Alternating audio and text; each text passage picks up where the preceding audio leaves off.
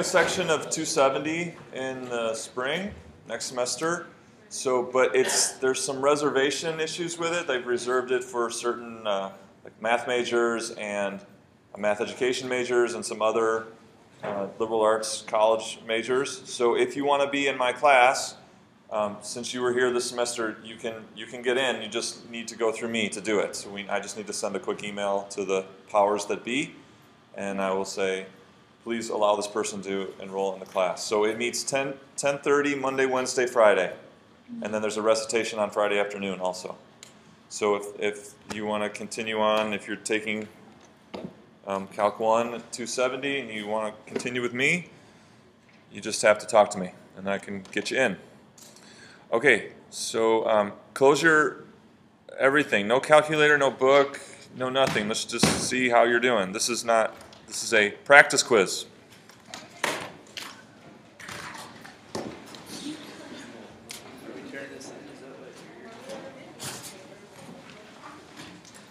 Does that show up better? Green? Yeah, you're going to need something to write with. You're not turning it in. This is a practice quiz. You're not turning it in. See how you're doing. See how you're doing. Okay, so here's... we talked about a runner. Let's do a real situation here. So the ends of a track are circular. Okay, so we can work on that just on the end of the track. So if the starting is that point there, and an official track has a radius of 31.83 meters.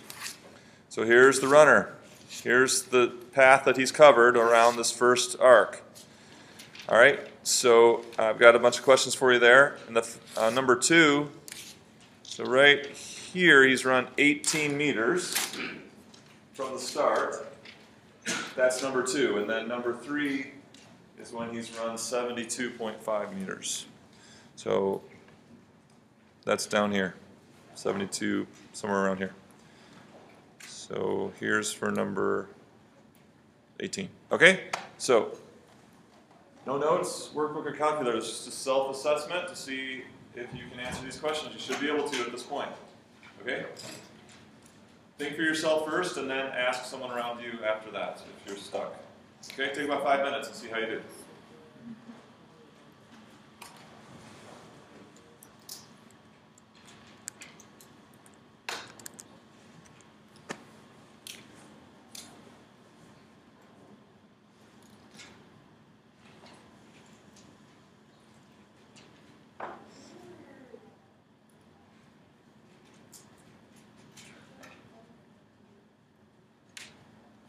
Because you don't have a calculator, most of your answers will be expressions, like the quiz on Friday.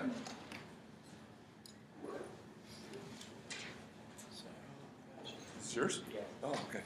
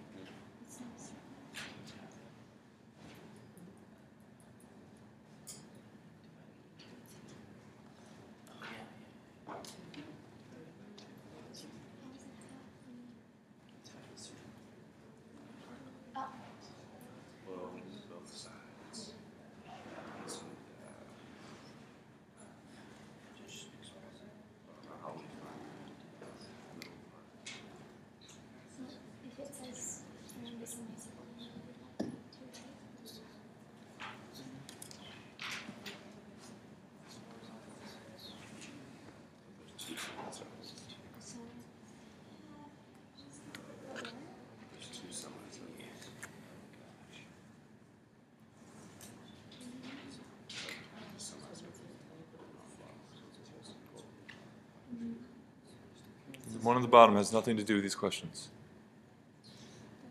Which number are you talking about? We're talking about one. Yeah, around one semicircle, end of the track. Just the top. One semicircle end.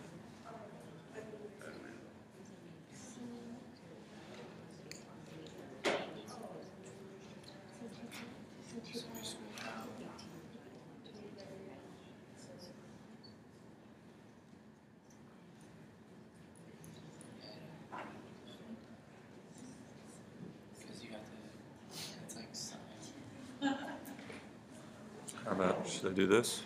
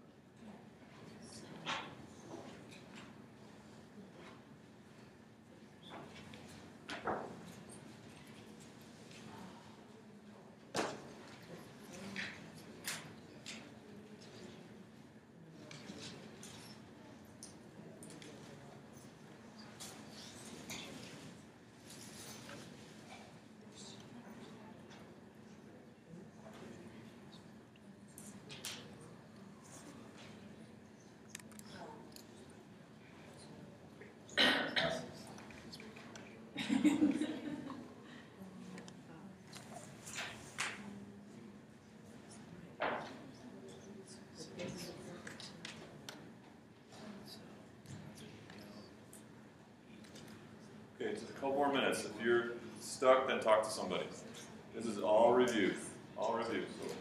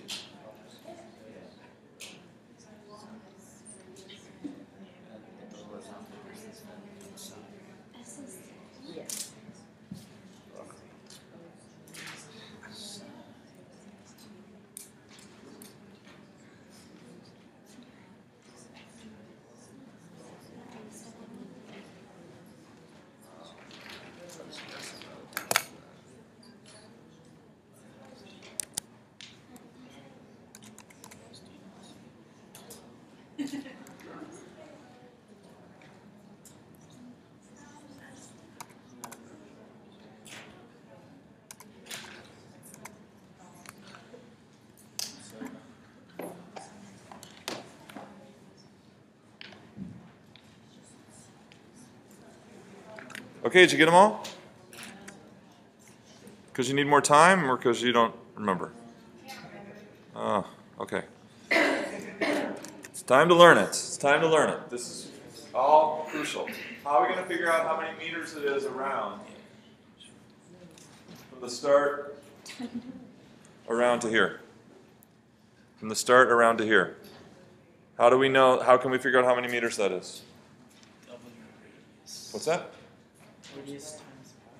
Okay, so it's all about radius lengths. How many radius lengths does it take to get halfway around? Pi radius lengths. So if it takes pi radius lengths, how long is each radius length? 31.83. That's the answer. So it's pi radius lengths halfway around, and we know each radius is 31.83. So this is our S equals r theta, right? Theta is pi, r is 31.3, so our arc length is, but you don't have to, you can, every time you need to use this formula, you can use reasoning if you don't remember the formula. We know that this is the number of radius lengths. Each radius is 31.83, therefore the total number of meters is pi times that the meters of one radius length. Okay, and then that turns out to be? 99. What is it? Tell me what it is.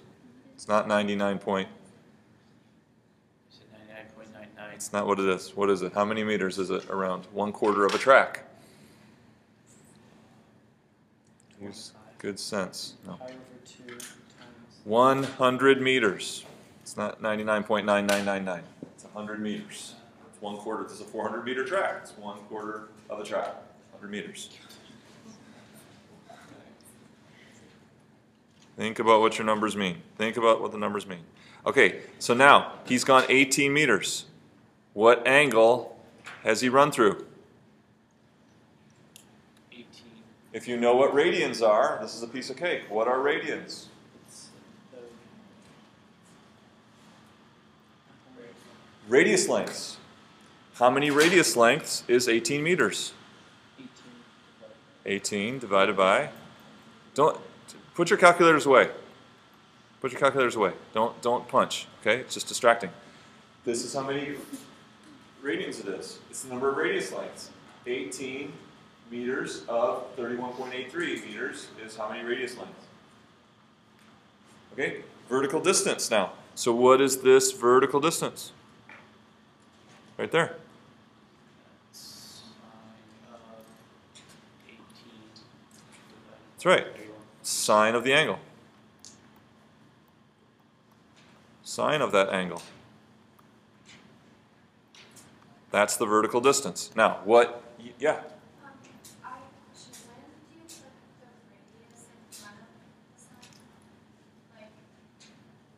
I'm just about to ask. I'm just about to get there.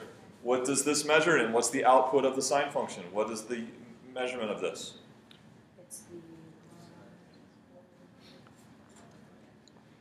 So, what is it? It's not radians. Radius lengths, right? So this now is giving us what portion of a radius is right there. It's going to be some number around a half, okay? That's going to be close to 1/2 of a radius length. So this is radius lengths. That's what the output of sine is. It's actually a fraction, whatever fraction of the radius length we are above the horizontal diameter. Now, what's the other way we could measure this vertical distance? In what? In meters. If we know how many radius lengths it is, then how do we find out how many meters it is? What are we going to do? Yeah, we're just going to, so we want, this is some fraction of a radius, and so if we want how many meters it is, we're just going to multiply that fraction times the.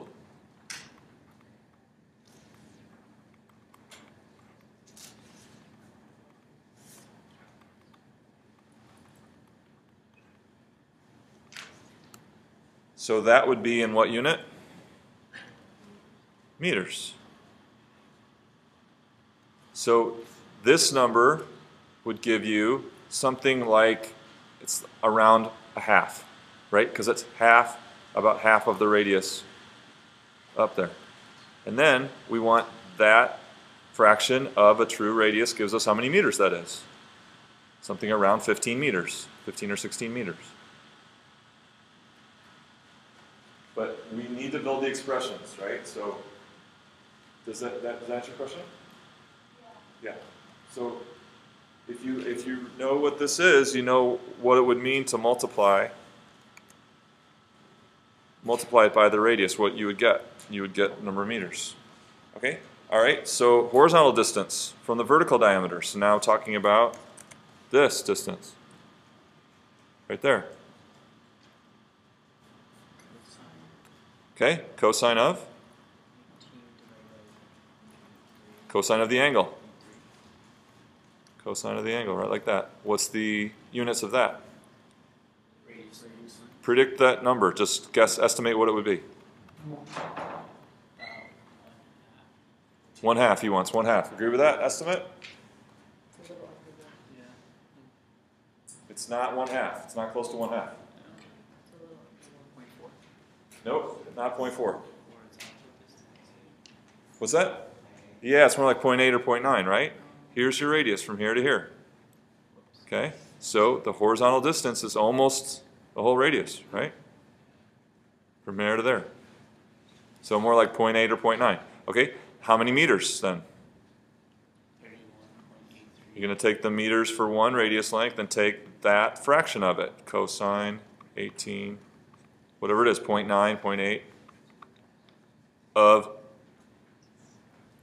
a full radius in meters will give you the horizontal distance in meters.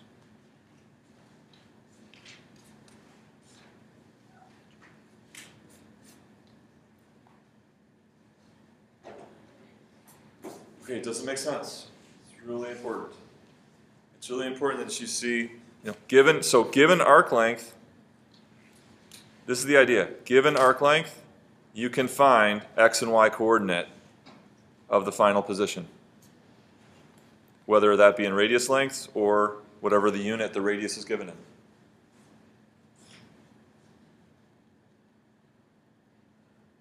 Okay, so now let's go ahead and find these in meters. We guess this would be about 15 or 16. Anyone find that? The height above the 17? Okay. This was 17.31 meters. Looks about right. Little more, yeah, little more than half, right? Little more than half. And then this was almost a full radius length, so 26 point what? 87.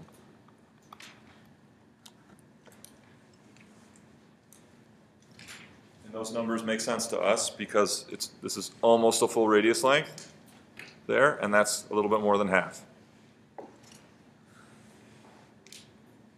Okay, is it better? Okay, so good on that. That's review. Important for your homework too. But this is like the basics of sine and cosine. What are sine and cosine? They're giving us x and y coordinate of a point on a circle. And we can get that. All we need is the radius and how far you've gone around the circle, and we can develop the x and y coordinates of that point. That's what we're doing. Can I erase?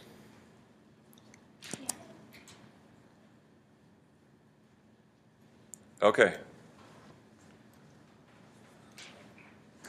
So where did our radians come from in the first place? Where did it come from? The radius, right? What did we do? We took a radius, put it on the circle, and then we started counting 1, 2, 3, 4 of those, right?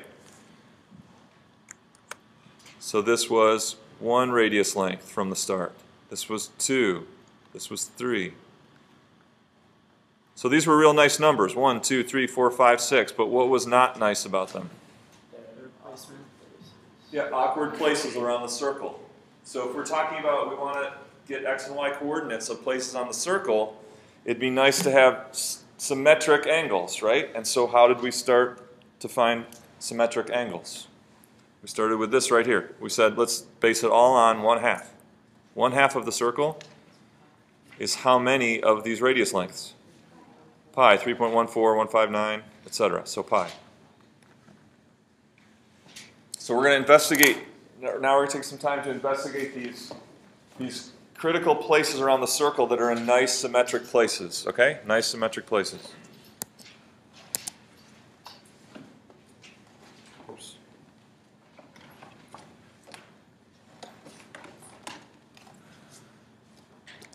Okay, so if,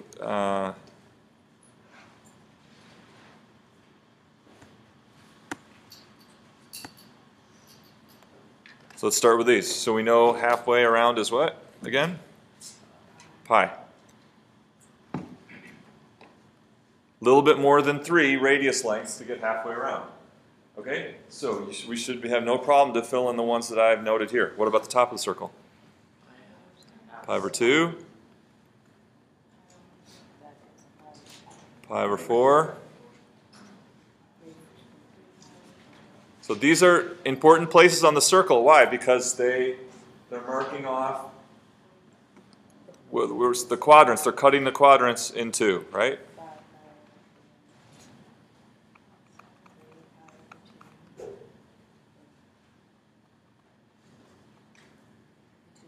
So now we want to talk about cosine and sine.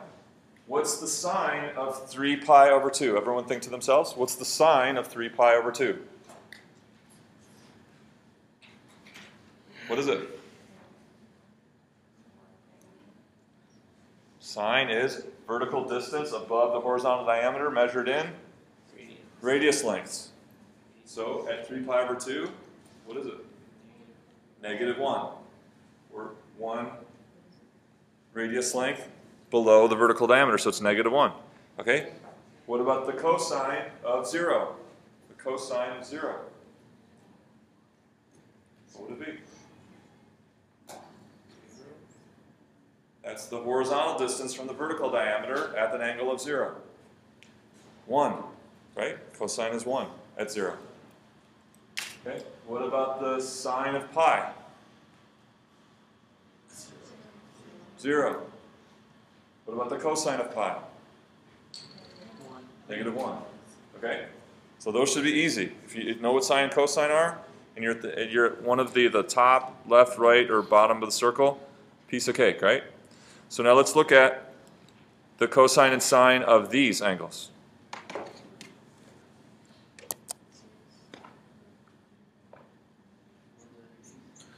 So this helps us to identify what they are. So what does the sine look like about at pi over 4? The sine at pi over 4. Okay, where should you be looking? Here, here, here, or here? 1, 2, 3, or 4 for the sine of pi over 4. 2, you're looking here. Should be. Should be looking right there for the sine of pi over 4. And what is it about? About 0.7. Okay, so sine of pi over 4 is about 0.7. But this one we can figure out pretty easily. What's the cosine? Yeah, so why are they the same? Why would the cosine and the sine be the same? Because we've gone exactly halfway in the first quadrant, right? We've gone to the exact halfway spot up to pi over 2. So the horizontal and vertical diameters are the same. So we can call them both, call them both A. What's this length right here? What's that? From there to there. Yeah, what's the radius?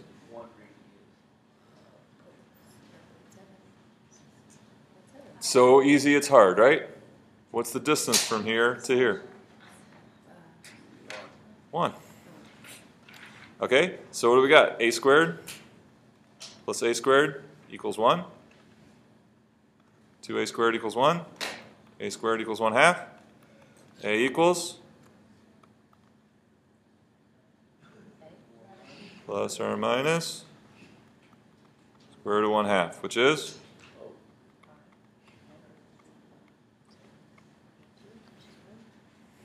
square root of 2 over 2. So put square root of 2 over 2 in your calculator. We're expecting it to be close to 0.7.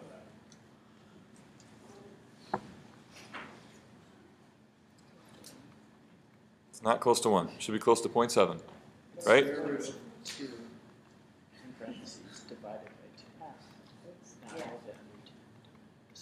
So a good approximation is 0.707. Okay? 0.707 is a good approximation for that. Okay, so we got the sine and cosine of pi over 4 is 0.707, or square root of 2 over 2, and square root of 2 over 2, both. For the sine, for the cosine would be this length here, and the sine would be this right here. Okay, from that, see, I'm showing you these red lines. From the symmetry of it, then we know all 4 of these. What is the sine of 3 pi over 4? Square root of 2 over 2. What is the cosine of 5 pi over 4? Negative, because it's to the left, right? So the cosine would be this right here, would be negative square root of 2 over 2. What about the sine of 7 pi over 4? Negative, because it's below this distance here, negative radical 2 over 2. So if you know what it is for pi over 4, you know the sine and cosine for all these other 3 as well. Okay? Because of symmetry of the circle. All right, so then we can break the circle up into sixths. Okay? So notice, so this right here is 1/6 of pi. So to get these angles, all you have to do is just count sixths. 1, 2, 3, 4, etc. So this is 1 pi over 6. 2 pi over 6. 3 pi over 6. 4 pi over 6. So you just count. So this is how, if you forget, this is how you can do it. Just break half the circle into sixths, and then just start counting. 1, 2, 3, 4, 5. 6 pi over 6. That's the same as what? Yeah, so it makes sense. It's just the same. 7 pi over 6. 8. 9 at the bottom. 10 pi over 6. 11 pi over 6. So what you notice is that these four, this one, 2 pi over 6, 4 pi over 6, 8 pi over 6, 10 pi over 6, can be simplified. But these cannot. Pi over 6, 5 pi over 6. So let's start with those four. Okay, so these are the ones that are, we call the sixths. Okay, the ones that stay as divided by 6. Okay, what does the sine of pi over 6 look like? It looks like 1/2, and in fact it is exactly 1/2. Okay, so we can draw our triangle again.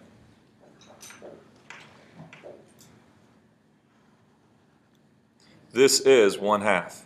What's this length right here? That's the radius of the circle. It's 1. So all we need left is to find this one. Call it a. So a squared plus 1/2 squared equals 1 squared. A squared equals 1 minus a fourth, or 3/4. So a is square root of 3 divided by 2.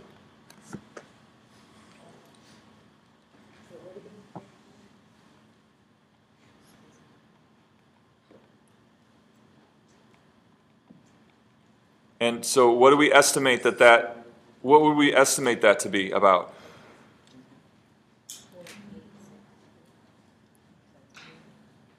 Your estimate is to be about 0.86 what? Yeah, so it's like closer to 0.9 than 0.8. So like around 0.86, 0.87, something like that. So square root of 3 over 2, what is it exactly? Or still it's approximation, but about 0.86. Okay? So the coordinates of this point are x equals rad 3 over 2, y coordinate 1/2. And from that, now we know the sine and cosine of all of these. Okay? What is the cosine of 5 pi over 6? The cosine of 5 pi over 6. Negative rad 3 over 2. Okay? What is the sine of 11 pi over 6? Negative what? Negative a half. Negative a half would be, or negative 0.5 would be the sine of 11 pi over 6. What is the sine of 5 pi over 6? Positive a half. Okay? So knowing that the sine and cosine, knowing the sine and cosine of this right here, you can easily you just add the appropriate negative sign or positive sign to get those four. Okay, and then, so then these, the four that are left, are the ones that can be changed. So this can be pi over 3. This can be 2 pi over 3. This one, 4 pi over 3. 5 pi over 3. Okay? So now those four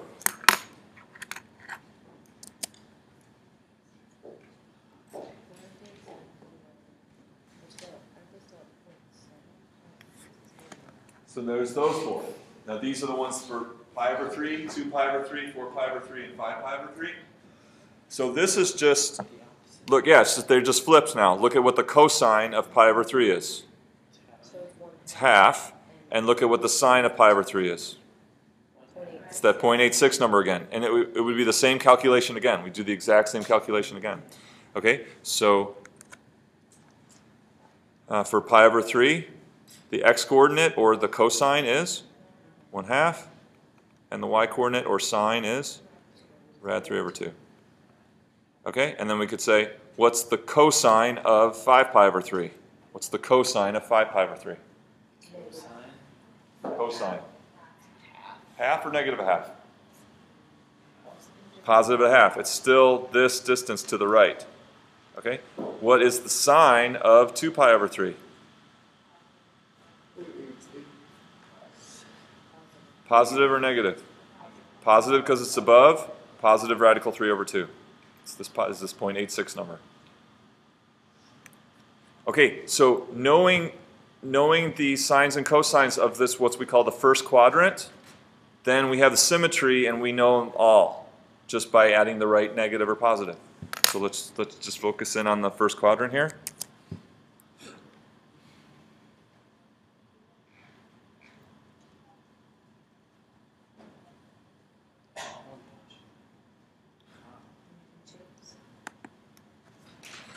Okay, so let's review it again here. So we'll put the angles on the inside in black. What angle is this right here? No, the angle is pi over 6. What's the angle right here? Pi over 4. And this one is? Pi over 3. And then pi over 2. And this is 0. Okay? So now, if you don't look at any notes you took and see if you remember what these cosines and sines are for each of these.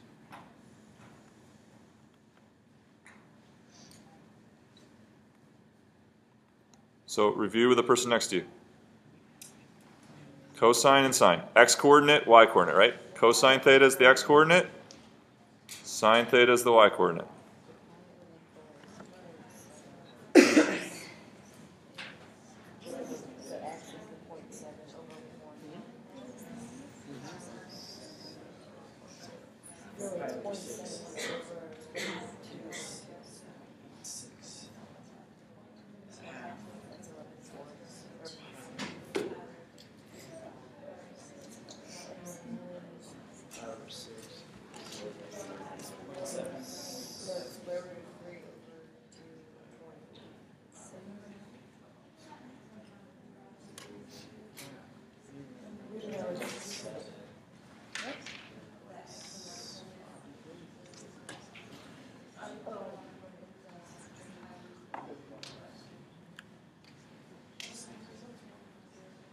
Okay, so add 0, cosine and sine.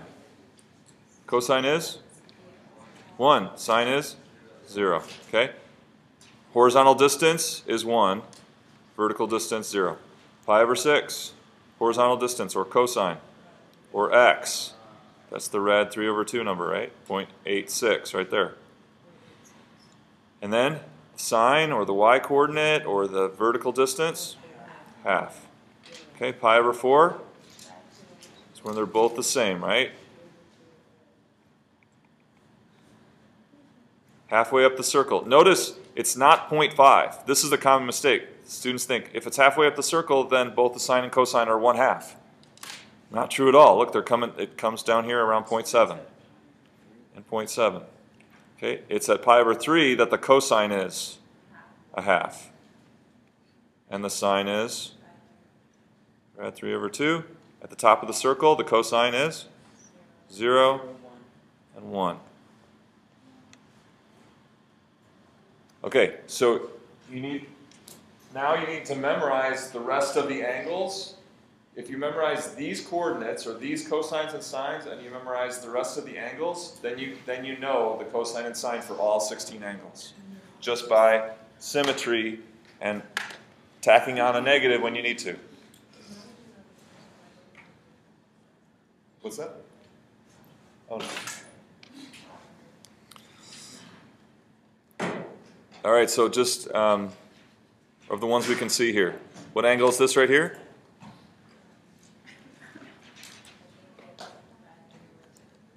What angle is this?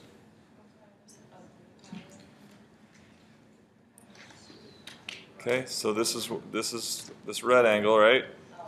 Pi over 4, 2 pi over 4, 3 pi over 4. What is the cosine of 3 pi over 4? Okay, it goes back to pi over 4, and so we look at the cosine of that one. So is it negative or positive over here? Negative, because we're to the left. Okay, this one right here. What's the sine? What angle is that, and what's the sine of it? So sine of what angle are we talking about there?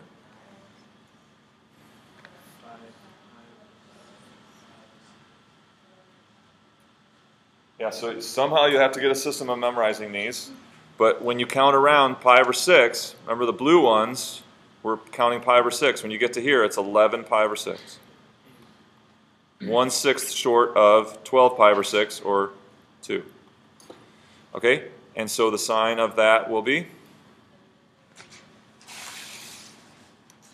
Negative.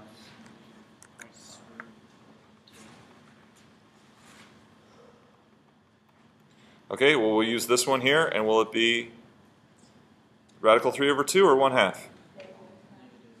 It's going to be half because its sine is distance above the horizontal diameter. In this case, negative. So it'll be negative 1/2, which we see right there, negative 1/2. Okay, so you're going to have a system for remembering the angles and then remembering the coordinates in the first quadrant, and with those two things you can then name the cosine and sine of any spot, and these 16 key spots on the circle, these nice symmetric spots. Anybody have a question on that?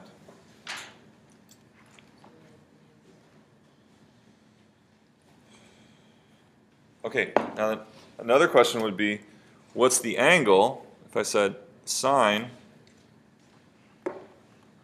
of theta is 1/2?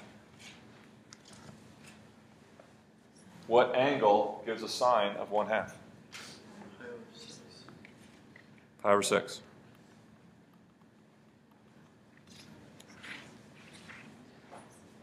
That's it, right? What? Why 5 pi over 6?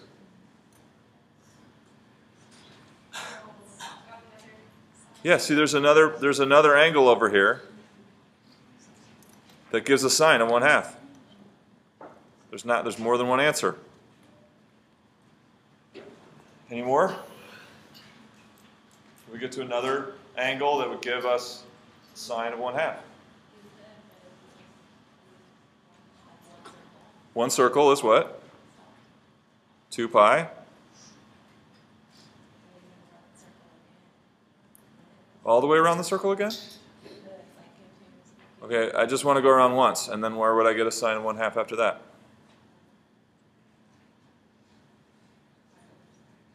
Yeah, plus pi over 6 more. Okay, what else? 2 pi plus 5 pi over 6. All right, and you want to go around twice. What's that? 4 pi. But then we need to go another pi over 6 to get there. And then 4 pi plus, how many answers are there? There's an infinite number of answers that will give me a sine of 1/2. Okay, if I tell you an angle, how many sines does it have? How many values of a sine does it have if I tell you an angle? What's that? 1, right? If I go a certain angle, there's only one y-coordinate, or only one vertical distance that it has. But if I tell you a vertical distance, how many angles can get me to that vertical distance? What's that? No. We just showed that it keeps going on and on and on. So we can have an angle greater than 2 pi. So here's 2 pi. We can keep going. 2 pi plus pi over 6. 2 pi plus 5 pi over 6.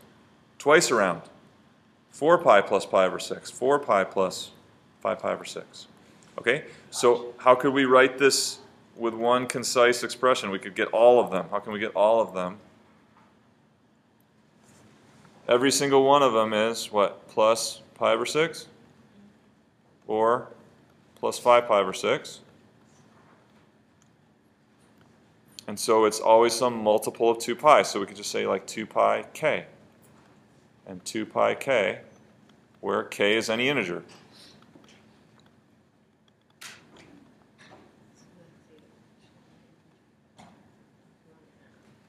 So if k is 0, then I get pi over 6. If it's 10, I get 10 times around plus pi over 6. Same with this one here.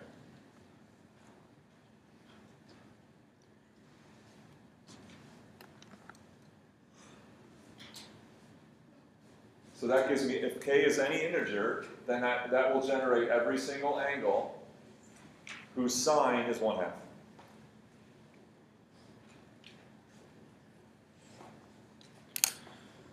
So given an angle, how many values of the sine does it have? Just one. Given a sine, how many angles get you there?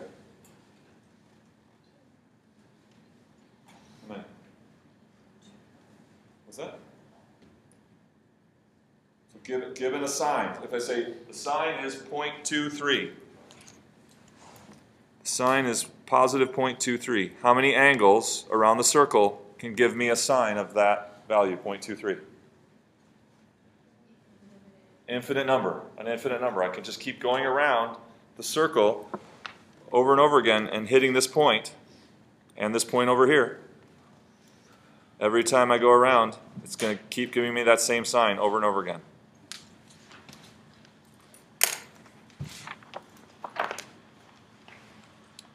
Okay, anybody have a question? So you just have to, is that one thing that you have to just memorize those? You have to memorize the angles.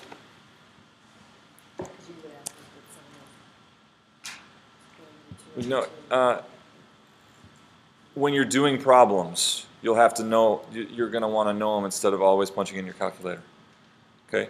So you're going to know all these angles, and then know what the sine and cosine is in the first quadrant, and then apply the positive or negative according to what quadrant you're in.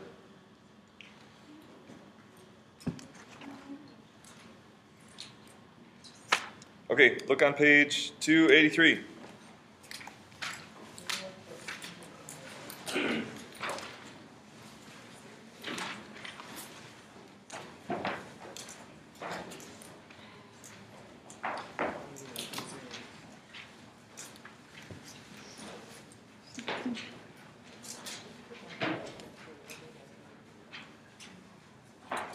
Okay, so here's the situation. Jose, he's got a tennis ball on a string, and he's winging it around in a circle, okay? So look at number 3. It says, suppose that the ball was twirling at 1 radian per second. Okay, so at 1 radian per second,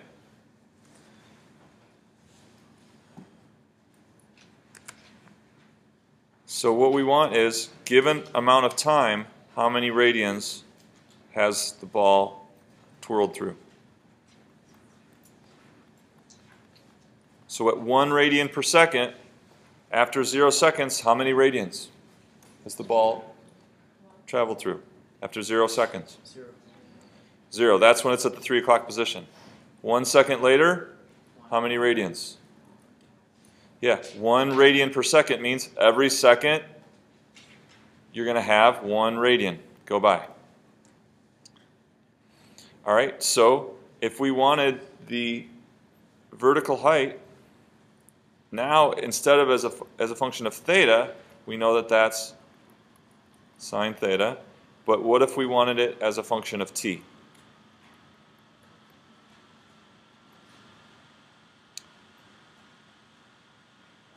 So what would the height be now? If we plug the time in, we want to get the vertical height. So what would that be? Sine of theta times t. In this particular case, how do we get theta from t? It's just the exact same thing, right? Whatever t is, that's what theta is. So this is a way of defining height now as a function of time. But this only works if the number of the angle measure is exactly the same as the time that's gone by. Okay, so flip the page. Now suppose the ball travels 2 radians per second. So at 2 radians per second,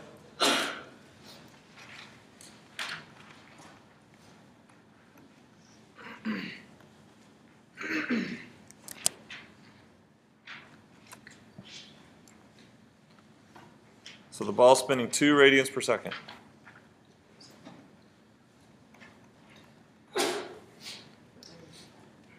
How could we get the height above the horizontal diameter in terms of theta? What would be the height above the horizontal diameter in terms of theta?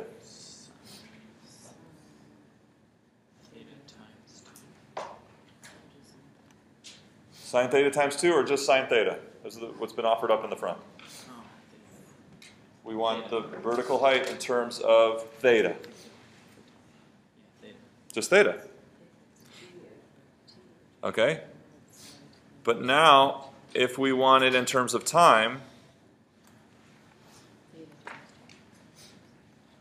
so here's seconds going by. How many angles has it turned after 1 second?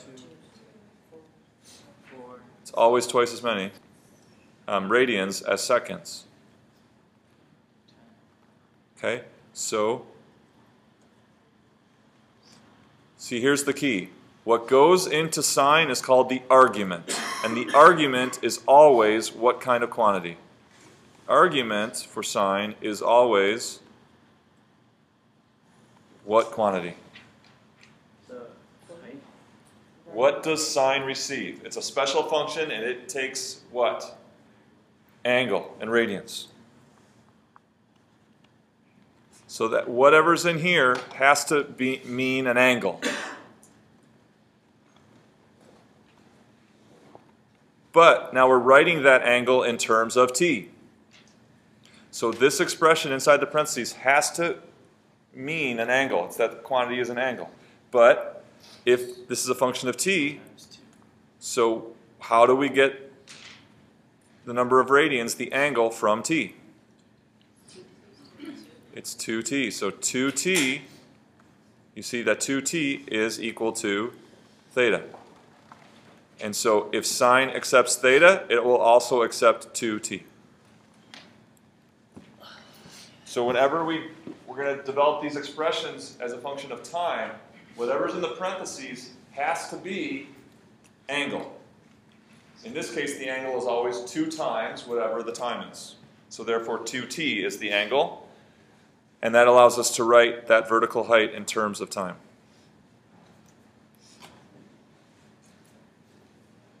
Okay, you got homework due on Wednesday.